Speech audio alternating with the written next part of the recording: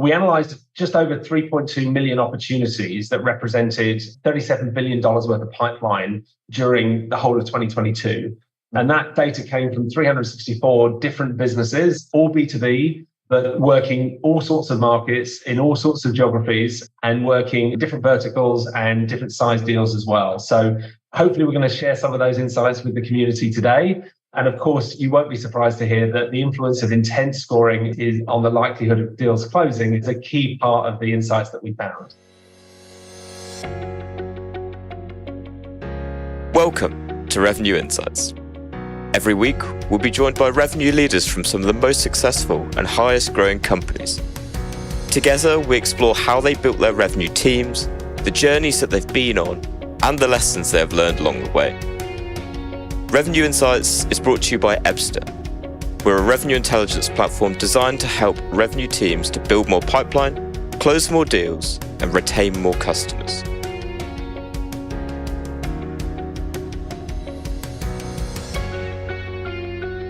Hey everyone, welcome. Guy, I'm excited to talk through this. Very good. Jeff, yes, last time we were together, we were on stage in San Francisco. Now we're on different continents, but really, really lovely to enjoy sharing a stage with you, and hopefully the audience will enjoy some of the content we prepared. So for those that don't know our business, my name is Guy Rubin. I'm the CEO and founder of a company called Ebster. We focus on revenue intelligence. We analyze the signals that drive revenue to help businesses build predictable revenue engines. I'll let Jeff introduce himself for those that may not know you.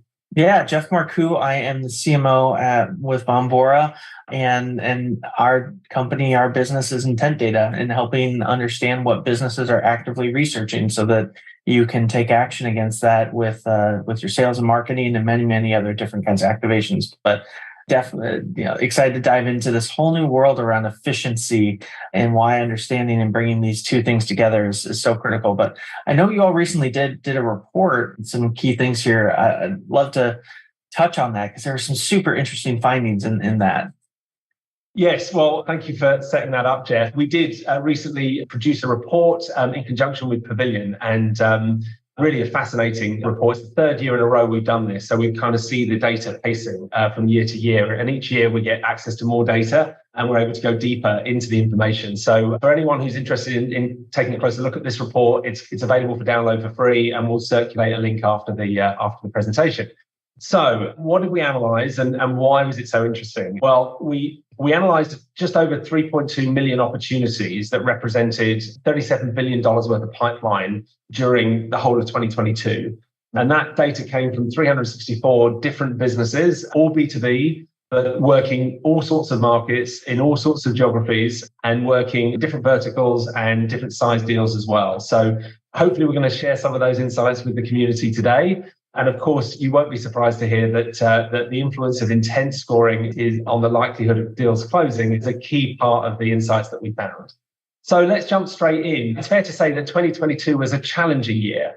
We could see here from the data that we collected that less than a third of the sales reps that we analyzed actually hit quota. And while that's a scary stat in itself, probably even scarier from my perspective, is that that nearly 20% of reps didn't even have a quota to hit. Before we jump into the good stuff, it's worth highlighting that we saw that on average, win rates dropped by 15% in 2022. We saw the average deal value reduced by almost a third, and sales cycles increase by almost a third. Some really fascinating insights here. So rather than dwelling on the stuff that didn't work, what I wanted to use our time together today to do was really dive into the 29% that were hitting quota. What are they doing different to the other sales teams? And hopefully we can add some value to the community and give you guys some visibility of what we saw worked. So it's worth starting with this, what's the size of the prize? How big is the problem out there? Well, don't take my word for it, but Boston Consulting Group have recently been quoted to say that there's a $2 trillion problem in sales, in B2B sales, where there's massive inefficiencies of time and energy being spent on opportunities that aren't real and deals that close lost. And to back that up, we found that only 30% of the opportunities worked, close won. And the deals that close lost are spending twice as long in pipe as deals that close won. So huge inefficiencies in the way we run our sales teams, and allowing salespeople to be the optimistic resources that they are we need as leaders to actually help them to either course correct deals that aren't on track by looking at the data, or actually give them the tools they need to have confidence in closing deals off lost sooner. So in conclusion, in my view, this whole idea of the growth at all costs playbook is now dead, right? So we're now all expected to achieve a whole lot more, perhaps with even less budget than we had before. So we need to get clever in the way that we operate. And the answer to all of our prayers is in the data. So understanding what the data is telling us will give us the insights that we need to be able to make more with less. I think that comment, the grow at all costs kind of playbook is gone there, where companies were just burning money and just acquire, not necessarily caring about those efficiency metrics. And now it definitely feels like we are in a realm of how do we grow sustainably in a way that actually sticks with us. And what's really interesting as you look at this, right, we've got essentially a funnel on its side here that kind of looks, I like to call this the bow tie slide. But right, as we go from leads to qualification, right, all the way through to win rates and beyond, right, with our customers, one of the things I always like to talk about is marketing is we need to understand the job to be done, right? To get to this sales target, how much do we need to do at the top of the funnel, right, as we go through that? And as I look through that, right, we're inputting our efficiency metrics, those conversion rates, right, our pipeline velocity, right, time and stage, all that stuff going into that. And as you start to look at that, you start to notice that if I can tweak little things throughout, right, marginal things, especially towards the bottom of the funnel, what that starts to do at the top of the funnel. And so you can kind of see a model comparison of this, the top row versus kind of that second row there, where if I can simply increase my ACV by a couple thousand, or if I can increase my win rate by 5%, even 1 or 2%, depending on your business, can be material, right? And you continue going upstream, right? My win rates are going up, my conversions are going up, my qualifications going up. The other big metric that you can often deal with is velocity, right? If I can shorten the timeline from a month to 15 days, I can do twice as many deals over the course of a month then as well. And so one of the big things that you want to start to look at is kind of looking at your funnel holistically and seeing, hey, where can I start removing friction throughout this process here, and needing to get the data to have that. Now, that said, if anyone on this call thinks that they have the perfect Salesforce data, you are a saint, because I have never worked at a company, been at a company anywhere that has perfect data. And so part of that's digging in and, where are we confident in the data? Where can we find these insights? And then find usually the lowest hanging fruit to start improving these incremental metrics, because those little marginal elements result in massive customer lifetime value gains with just little bits of change. And that means as marketers, either what we put in at the top of the funnel yields so much more at the bottom of the funnel, or we have a smaller job to be done to hit our target, which means we can do really high-end quality, high-touch ABM campaigns at the top of the funnel there. So we can look at that one of two ways, but for the business, regardless, efficiency is key.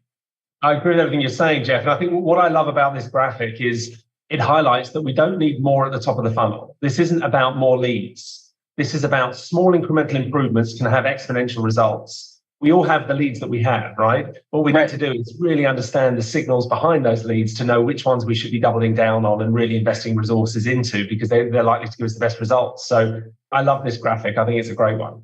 Yeah, exactly. And as we look at that, right, it kind of illustrating the point there, right? With just small changes, right? Focus on the right leads, the right time, the right signals, and removing some of that friction from our funnel, right? You can see hundreds of % of gains in very short order. And so diving into these and knowing these metrics is definitely a critical piece there. And so if we go to kind of the next slide here, one of the new challenges that we're faced in this world of trying to build a sustainable growth plan for our businesses is we've got to start getting to this predictable and efficient growth. And CMOs are very often at the forefront of this, because we're the ones looking at, hey, what are the signals in the market we can detect? What's the volume of those happening regularly? And how many of those are we able to effectively bring in to start that funnel journey with our companies? And so we have to be the ones at the forefront there as we go through that.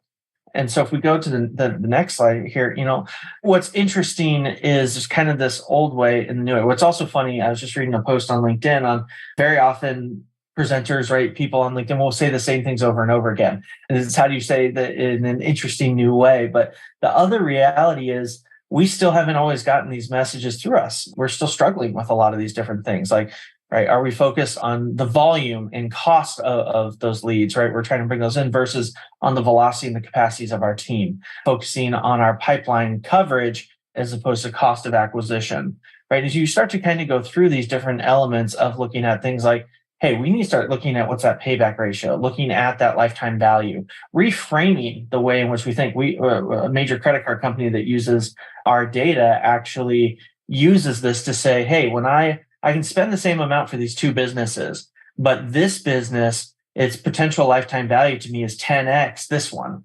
They're willing to spend a lot more on that, right? And so if the cost of acquisition at just the lead level, right, we're kind of missing that context of, I'm actually willing to probably spend 5x more to acquire that high value account because of its lifetime value as I'm going through there. And so as we start to think about this, right, how do we get predictive, actionable, driving that alignment with sales? And that alignment with sales is one of those stories that we hear it over and over again, but we still struggle with it. So many marketers still struggle with it. I was just talking with a cybersecurity company a couple of weeks ago, and they were fielding about 8 different always-on campaigns. And the problem was sales only actually had in their bag 2 of those products. And so, right, even just there, you've got pipeline inefficiency, right? Marketing's driving leads. Sales is never going to pick up because they're just not aligned. And so we've got to focus on this better way, on this predictable and efficient pipeline, because that's what starts to drive that transformation. That's what drives that sustainable growth.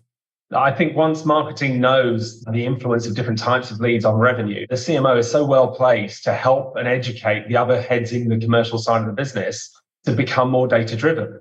Marketing has been in that space and has been data-driven for a decade now, and maybe longer. The sales teams are still running mostly on gut feel. And so it's an opportunity for the CMO to step up and actually try and take more responsibility for the ultimate number that they're going to hit by explaining to the other sales leaders that, look, if you can give me some visibility of if we understand the signals that lead to revenue, I can help to actually identify the right leads for you and give you the better conversion rates. Exactly. What's funny is so often sales teams will still just kind of blindly pick their named account lists and things like that. And it was actually the first time I was a Bombora customer. We had something similar to that where we had just implemented Bombora, and I got this list of accounts for my sales team. And there's a couple thousand accounts in there, pretty big for a named account list. And I ran it through Bombora, and it said that basically no one was actively researching the products that we had. This is a big enterprise company.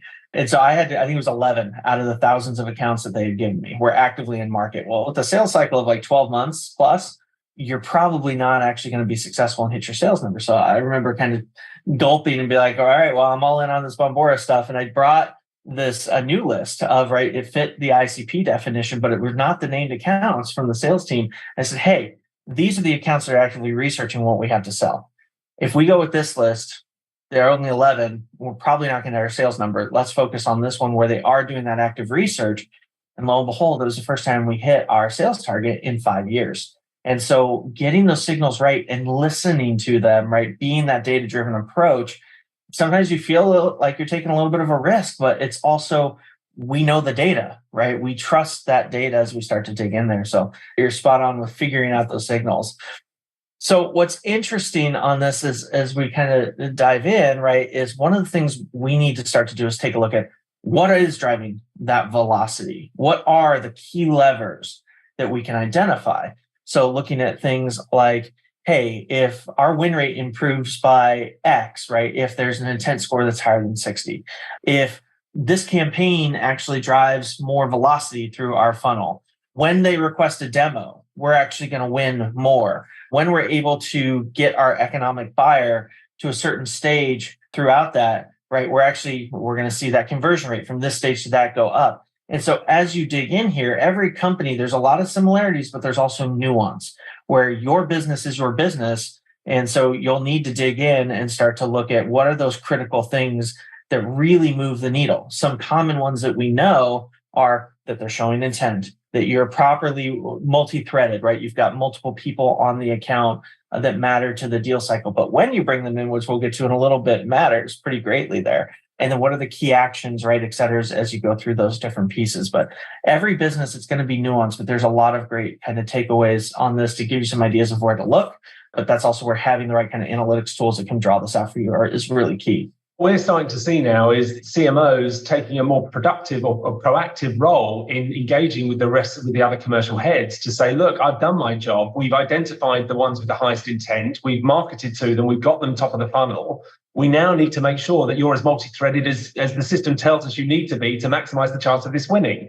So instead of it being the sales guys just shouting at marketing, I need more leads. Now marketing is able to go back to sales and go, look, I committed that we would generate this number from the leads that I'm generating. Well, I've done my bits. I need you guys to be this multi-threaded or have that much momentum or engagement with the right stakeholders to achieve this outcome. So ultimately, the CMO can now start to really own that number and really drive the best practices across the other commercial heads.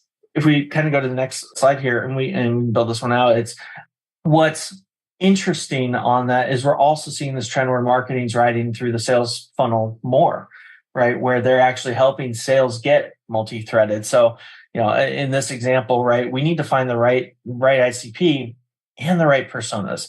So being able to look at my deals and say, hey, when we engage, in this example, businesses in the media space with this many employees, we had just a higher sales velocity motion. And what was critical was that we got the VP of product involved in the deal cycle. And if we click one more, right, but only 54% of our opportunities actually had that reality. Well, as marketing, number one, I can bring these insights to my sales teams and start to help them do that. But also where marketing can help is through the deal cycle is partnering with the SDRs to do what I call kind of up and out, where great, hey, we got in at the product manager, but we don't have a meeting with the VP yet, and this product manager may not be bringing us in.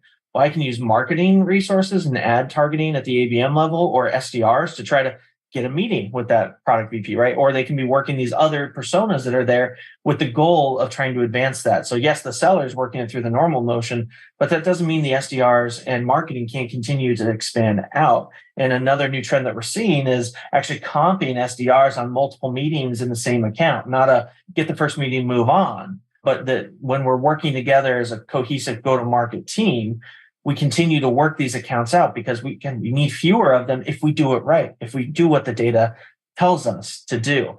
And so this is a great example of really starting to understand the way in which this all breaks down. It's fascinating insights, isn't it? Really helping the sales team not just work out who the ICP is, but actually the personas they should be targeting and exactly. At which stage as well. So, fascinating stuff. So what I wanted to bring to the table here today was just some of the insights from this report. And one of the key points that we pick up on is understanding the momentum or engagement. So we spend a lot of time and energy scoring relationships out of 100 to really try and understand what a good relationship looks like. So we take a feed of a company's email traffic, their calendar events, their phone records, and so on, and really to understand that once marketing's done its job and you're in process with a customer, how much momentum have we got? How much engagement do we have? And does it matter? And you won't be surprised to hear that actually relationships truly do drive revenue. And we can see that here in these two graphics. The one at the top, what it highlights is that when we break down the relationships involved in every deal we analyzed, the win rates were 3 times higher, 3 times higher when the relationship wasn't just good, i.e. 61 to 80, but actually great. So 81 and above. That impact on win rates tells us that when you're at a late stage in a sales process, lean in, right? Figure out who those key economic buyers are, get them out for a coffee, find a way of engaging with them more. Because the more you build that relationship, the more they'll trust you. And ultimately, it means that that'll be the differentiator between you and the competitor.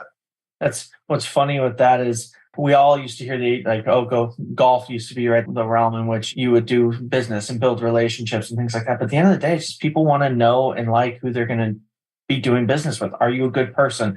Are you a good partner? Right? It's building that relationship. It's why we're seeing kind of a pickup in events when people want to get together. It's funny, like the age old, it's just a new way of doing it. We pivoted from golf to maybe other things. And some people still love golf. Our head of partnerships is all about that still. So, but it matters, right? We like to do business with people we like. Kind of simple as we go back to that. And so you do need to lean in. No, absolutely. And actually finding a way of measuring it makes it really easy for the sales leader to be able to have an interesting conversation with the individual contributors, right? They can go, well, look, I know you're doing okay on this deal, but look, the engagement with these key stakeholders is dropping off. What's happening here? Why aren't we as highly engaged as we should be at this stage? The other positive influence we found by doing this analysis is not just improving the win rate, but actually you can reduce the sales cycle by up to 40% just by having those highly engaged relationships. And ultimately, the customer isn't going to spend quality time with you if they're not actively ready to buy. So really seeing if you can build those relationships up is a great indicator as to whether this deal is on track.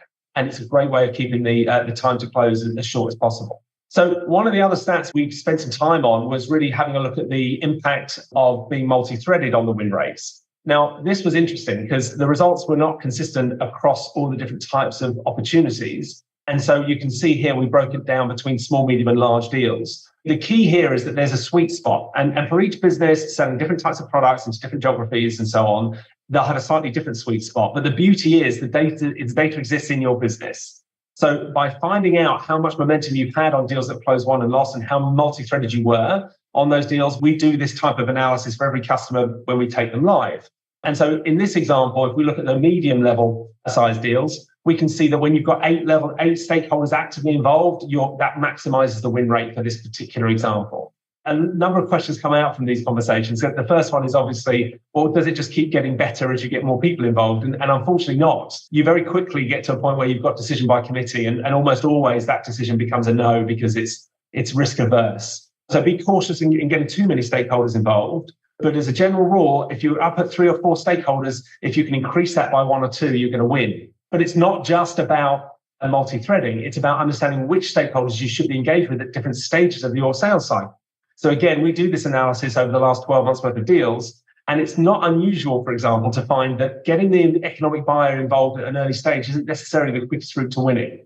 Sometimes it's actually a lot quicker. The sales cycle is a lot shorter when you get a champion who's not necessarily the economic buyer, but is a key influencer on that economic buyer involved in those earlier stages.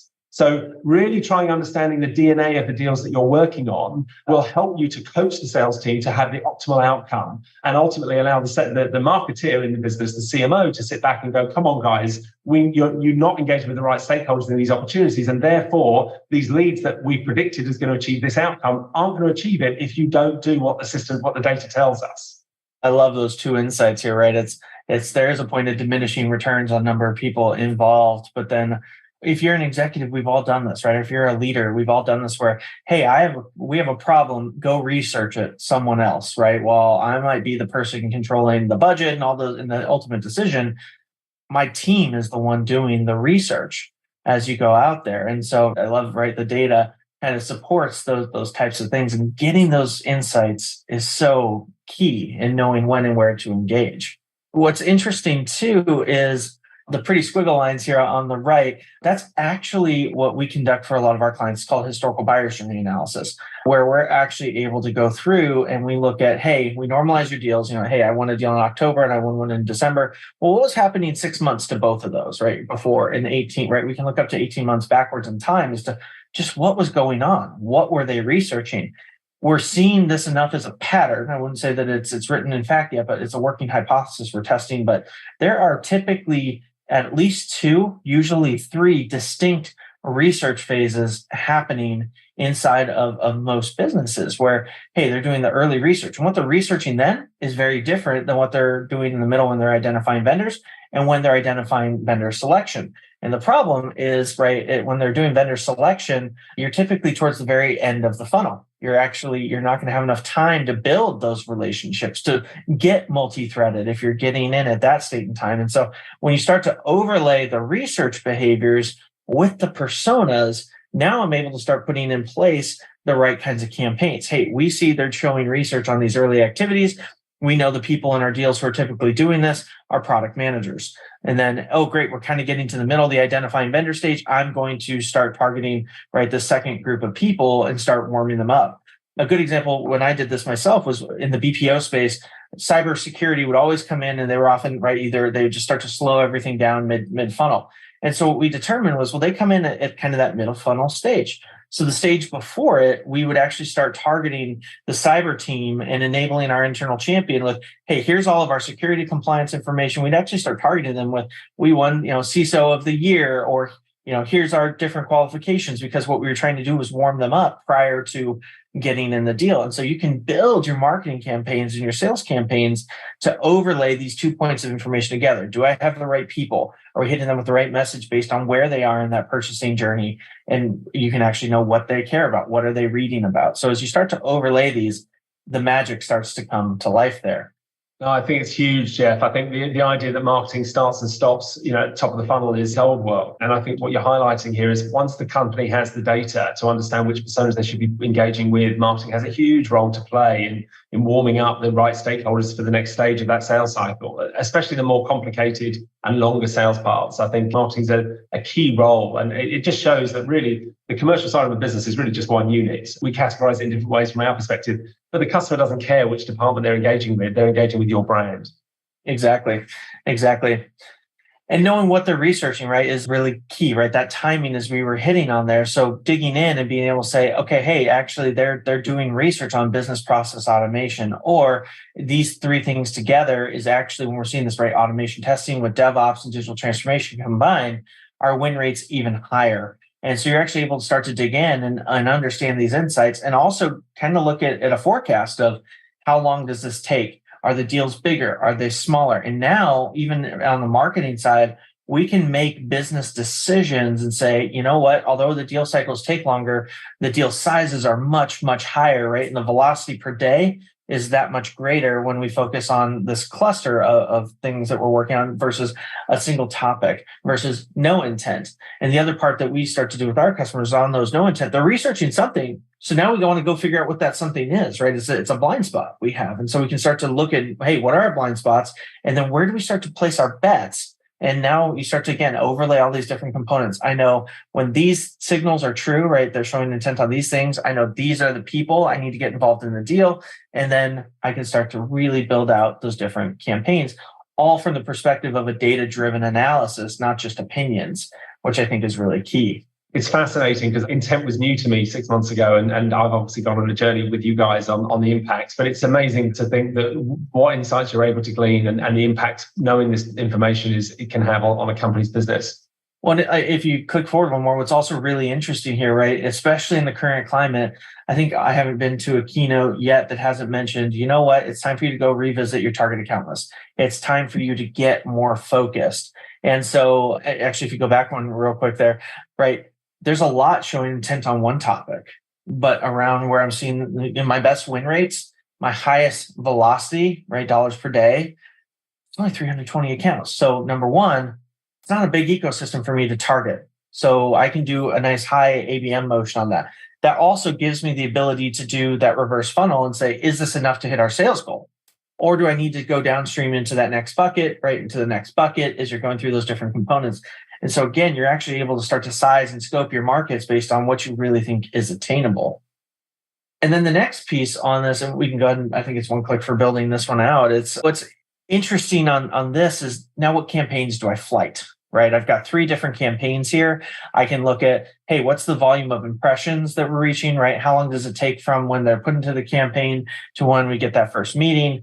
How many of those meetings actually convert into opportunities? How long does that take? And then write that average deal value. So I can start to look through all these different pieces and really start to analyze my campaigns. And so this is one I always love to talk with CMOs on is you should have evergreen campaigns that you're running against your core product, and then you need to optimize them. And this is the kind of data you need to optimize those.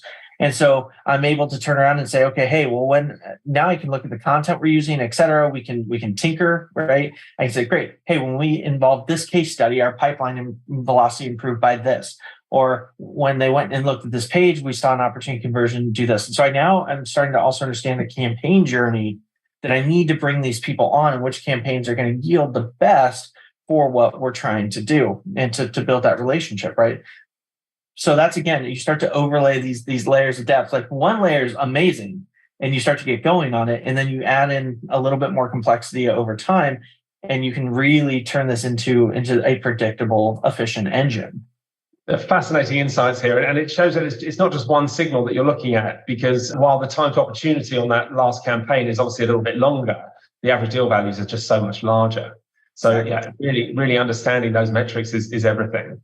So one of the other stats and data points we looked at was companies that were using some sort of sales methodology or qualification metric. We use MEDPIC internally, but MEDIC's good and BANT's good. And what was really interesting, one of the interesting takeaways is that it didn't really matter which metric or which qualification methodology you used. What mattered was whether you were using one and whether you were documenting it.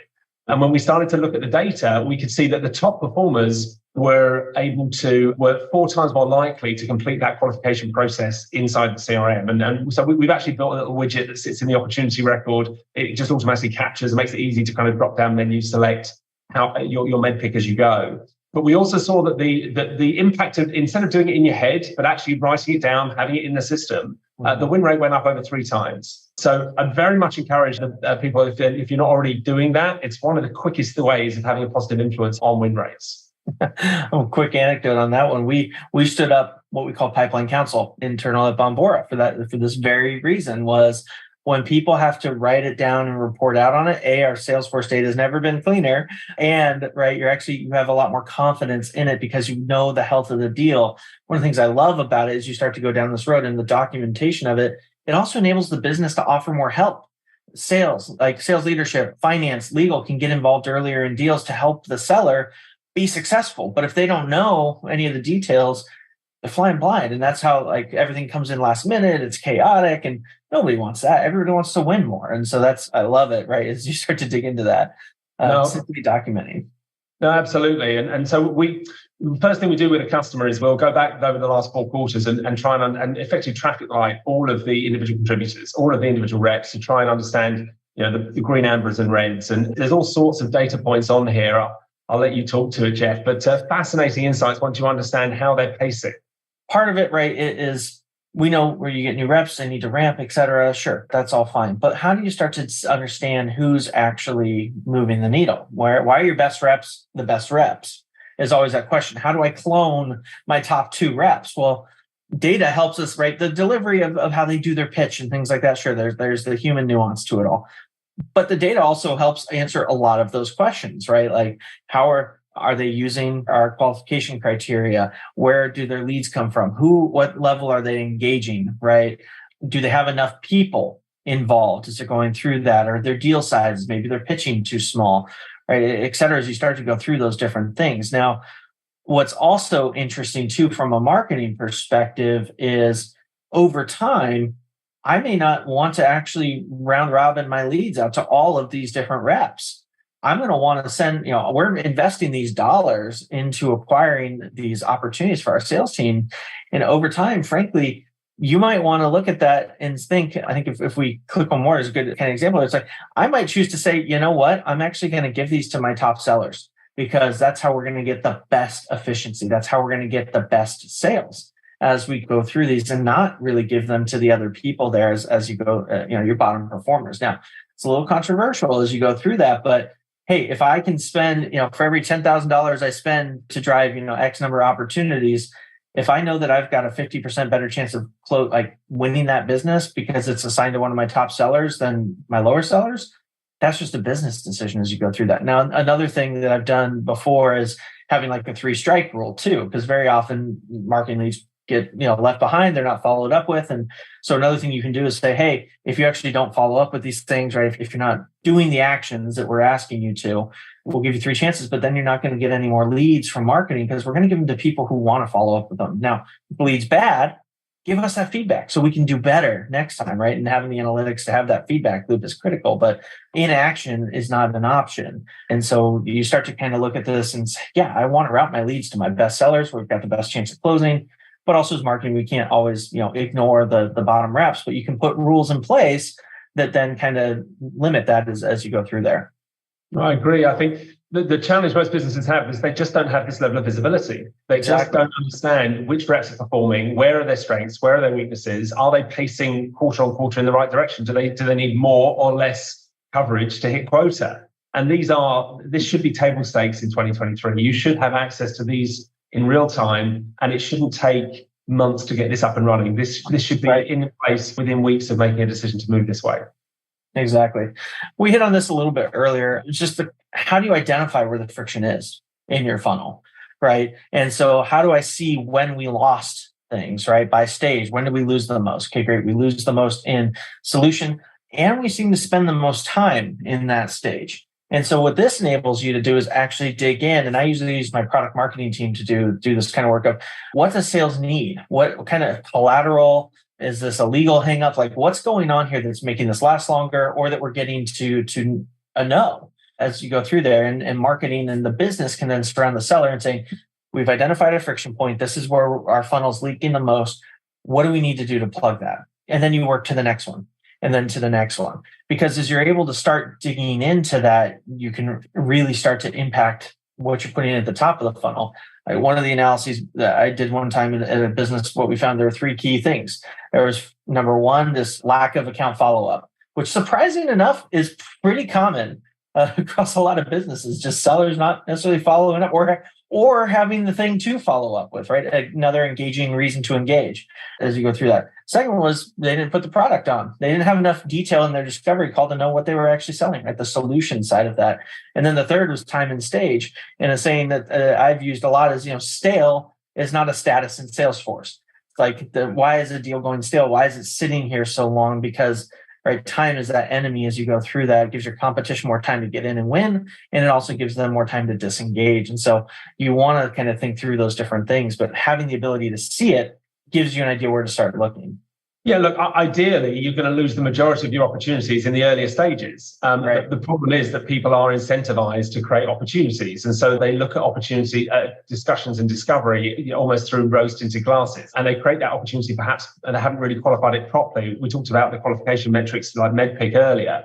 So really, in an ideal scenario, you're losing the majority of your conversions at the very earliest stage. And ideally, you want the time in stage to get quicker as you go through. Now, that's not always possible, but ideally you want them, invest the time early on to really understand that there really is an opportunity here. And then the rest of the process should be relatively streamlined. But what we're seeing here is a real problem here because they're probably investing lots of time and energy in these deals at solution stage, but they're taking far too long and they're losing half the deals at that stage. It's very late stage to do that. So all the energy that went in up to that stage, it's all wasted.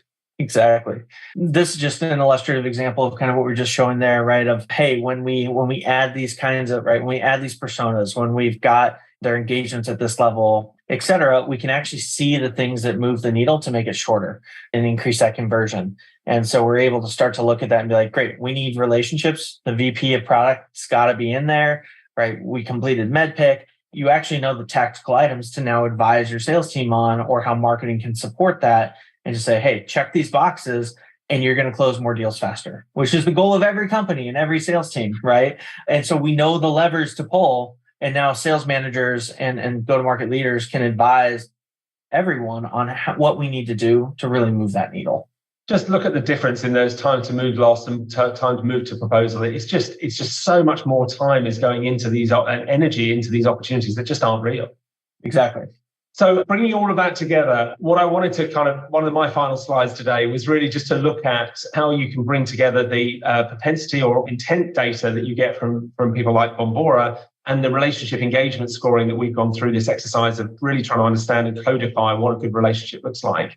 We can see here on the graphic on the right, the deals that are in green, we've got a high propensity score. They're in market, they're ready to buy, they've got budget and so on. And we've got really high levels of engagement with the relevant relationships. And so these deals are much more likely to close in a much shorter amount of time than, let's say, the orange deals on here, where really they're not in market anyway, and our relationship score is relatively low. Now, those two are pretty obvious, but if you look at the 2 yellow spots, what we can see here is, especially the one top left, we're investing a huge amount of energy in this from a sales perspective. The individuals on the sales team are engaging with this customer. The prospect is taking up a lot of our sales time, but it doesn't look like they're in market. There's nothing that gives us any indications and evidence to suggest that they're actually in market right now. So that's a real scary point where, again, the CMO is well placed to explain to the sales leaders, look, I think you're investing too much time in these deals. And then vice versa. The bottom right-hand side, we can see a yellow signal that tells us that, look, marketing's done its job here. We found a really good customer that's got all the signals are telling us this customer is in market. But the sales team have let that one fall through the cracks. They're not engaging. They're not building the right relationships with those stakeholders. So simple, easy graphics to understand which deals are in play and where they are is really everything needed to be able to have that conversation and be a lot more collaborative with the other members of the team. Yeah, I mean, understanding, right, this is just simply what is the place to invest our dollars and invest our time. And just having a simple way to look at that can have, again, massive impact in an organization. So that's why I love these kinds of charts to go through. So as we step back and we kind of think about a couple just key takeaways from today here, the big things for moving that needle for efficiency, right, and that predictable growth, it's making sure you just have that foundation of relevant data and that it's at your fingertips, right? A lot of us have this buried in systems and we can't always extract it and get it out.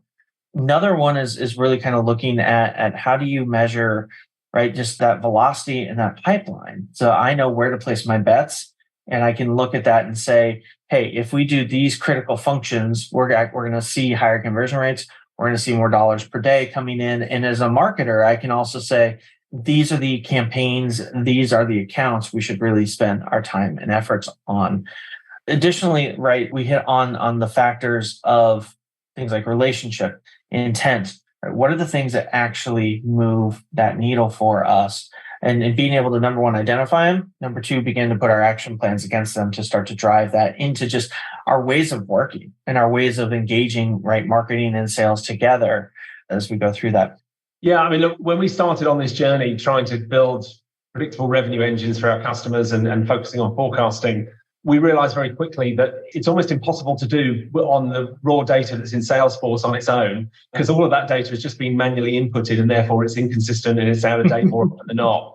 So we had to go back to the drawing board. And for us, we had to really focus in on fixing the data first. And it's not a particularly sexy part of the process. But we've now built a phenomenal engine that's plug and play, and we can go back a year or two and make sure that 100% of the activity and the relationships are in CRM. And we've got this engagement score thing, which we've seen has been a huge impact on understanding the likelihood of a deal winning. And then combining that with this intent score gives us a superpower. Now we know who's in market and we know whether the sales team are building the right relationships with the right stakeholders at the right time. So drive your business by the data is probably my takeaway for today. Try and understand the signals that are driving revenue. Don't live in a world, we've all got too much tech in our world already. And the chances are that tech is driving up. We're working for the tech rather than the tech working for us. And what we need to do is help the sales team with the data and the insights. Because actually, that's what really matters now, not what front end they happen to want to use today.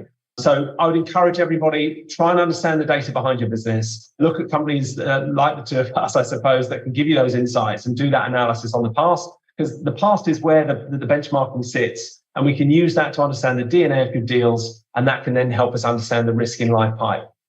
All right. Thanks, everybody. I think we are right at time here. So we'll take a couple questions. We won't have time to get through all of them going through that, but for those who can stick around, otherwise they'll be in the recording at the end there. But let's start with, I know we answered a couple typing in there, but the biggest issue for medium-sized companies is the access to data that makes sense. Clean data is rare. People who can put it together in a meaningful way is rare. That's why driving insights from data is challenging. Thoughts on how to address this? I'll chat first on my thoughts on this. So number one, you're right.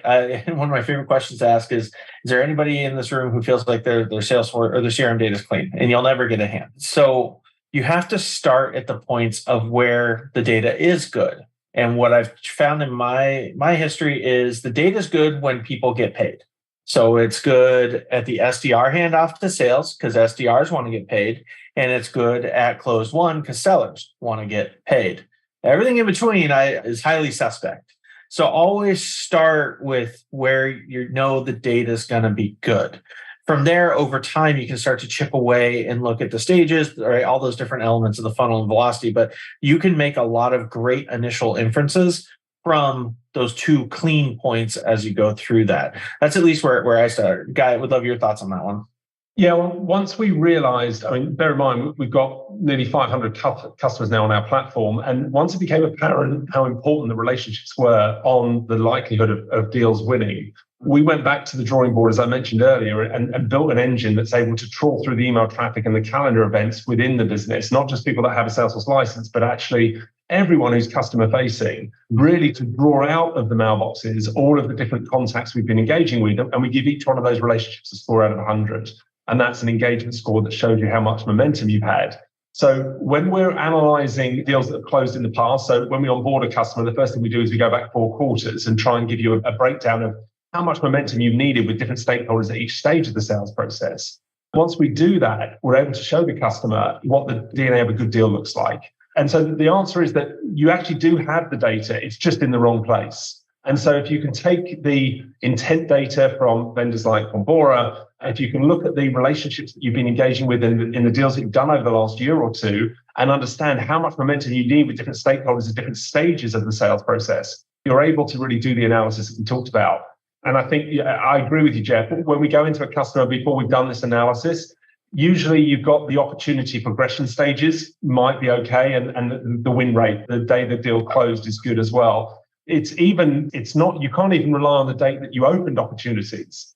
But the good news is that we can see in the mailboxes and the calendars the date you started momentum, when the engagement started tracking with the individual stakeholders involved in the sales process. So we can get a true feel for how long the sales process actually took to run, and then the progression through the different stages. So the data exists. There are ways of clawing it out. For goodness sake, don't rely on the humans to do it themselves. Yeah, I think that's definitely good. And that's why systems like Upstart are great, right? They give you that level of insight that would take a long time for an analyst or somebody with spreadsheets to crunch. A fun one here on VCs and private equity firms we'll hit on there. They use leads as their own metric, specifically to hire SDR, sales, and marketing. While we're within marketing, have the data to show fewer leads are better. Are you hearing or seeing the VCs and private equity are doing less hiring because of questionable lead model, or hearing that they're weaning off leads? So it depends. Number one, I'll say, if this is your VC or private equity firm, you need to build to their model, right? Like, that's their way of assessing businesses and things like that. You should then, though, start to come in with that. So I always love to build a reverse funnel that shows, right, here's the job to be done, and what's going to take from sales and marketing to accomplish these metrics that we're looking at.